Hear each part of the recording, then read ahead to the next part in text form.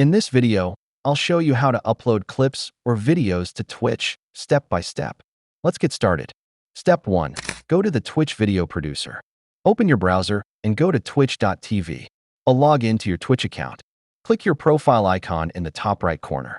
Select Creator Dashboard. In the left sidebar, click Content, then select Video Producer. Step 2. Upload your video.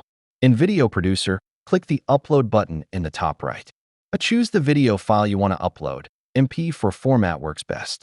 While uploading, you can add a title, description, tags, and thumbnail. Step 3. Set video details. Choose if you want the video to be public, subscribers only, or unlisted. Schedule it to publish later or post it right away.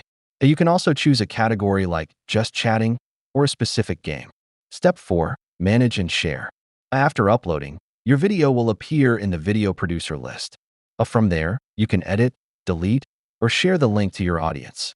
How to upload clips. If you're trying to upload a clip, note that Twitch doesn't allow clip uploads. They must be created directly from your streams. Go to one of your past broadcasts and click the clip button to create and share a 5 to 60-second clip. Thanks for watching. If this video helped, be sure to like and subscribe for more Twitch tutorials and streaming tips.